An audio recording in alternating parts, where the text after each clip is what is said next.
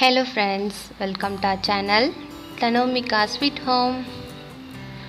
இன்னைக்கு நம்ம பார்க்க போற ரெசிபி என்னன்னா ஒரு சூப்பரான ஹெல்தியான டேஸ்டியான பீட்ரூட் அல்வா.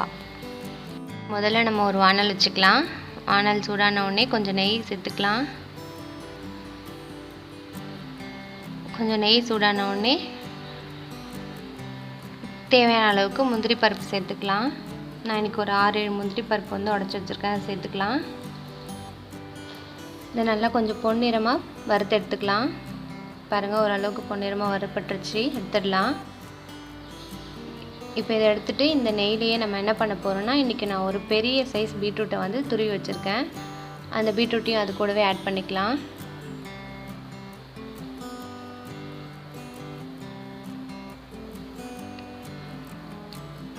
எல்லாத்தையும் ஆட் பண்ணிவிட்டு நல்லா வதக்கி விட்டுக்கோங்க.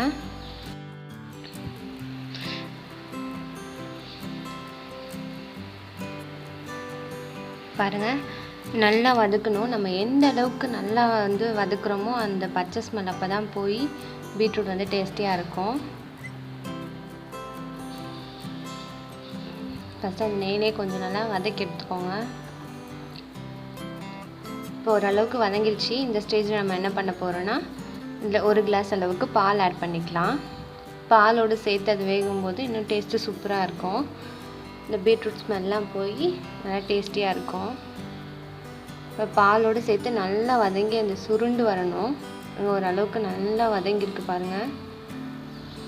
எந்த அளவுக்கு நல்லா வதங்குதோ அந்த அளவுக்கு வந்து அதோட டேஸ்ட் நல்லாயிருக்கும். இப்போ இந்த ஸ்டேஜில் வந்து நம்ம 1 கப் சுகர் ஆட் பண்ணிக்கலாம். நீங்கள் உங்கள் டேஸ்ட்டுக்கு தகுந்த மாதிரி கூடவோ குறைச்சோ ஆட் பண்ணிக்கோங்க. நல்லா கிளறி விட்டுக்கோங்க. அந்த சர்க்கரை வந்து நல்லா வந்து உருகி பாகு மாதிரி ஆகி நல்லா அது கூடவே சேர்ந்து நல்லா பிளெண்ட் ஆகி நல்லா சூப்பராக வரும். பாருங்கள், இந்த சர்க்கரை நல்லா உருகி எப்படி நல்லா அழகாக சூப்பராக வந்திருக்கு பாருங்கள். பாருங்கள், ஓரளவுக்கு நல்லா ரெடி ஆகிடுச்சு. இப்போ இந்த ஸ்டேஜில் நம்ம 1 ஸ்பூன் நெய் சேர்த்துக்கலாம். சேர்த்துட்டு நம்ம வறுத்து வச்சோம் இல்லையா முந்திரி, அதையும் சேர்த்துக்கலாம். சேர்த்துட்டு நல்லா கிளறிக்கோங்க. இப்போ சூட்டில் வந்து கொஞ்சம் இலகுன மாதிரி தான் இருக்கும். ஆறுச்சுன்னா கரெக்டாக இருக்கும் பதம். நல்லா கிளறி எடுத்துக்கோங்க. அவ்வளோதான் நம்ம பீட்ரூட் அல்வா ரெடி. இந்த ரெசிபி உங்களுக்கு பிடிச்சிருந்துச்சா லைக் பண்ணுங்கள், ஷேர் பண்ணுங்கள், கமெண்ட் பண்ணுங்கள். மறக்காமல் நம்ம சேனலுக்கு சப்ஸ்கிரைப் பண்ணுங்கள். அப்படியே பக்கத்தில் இருக்க பெல் ஐக்கானையும் ப்ரெஸ் பண்ணுங்கள்.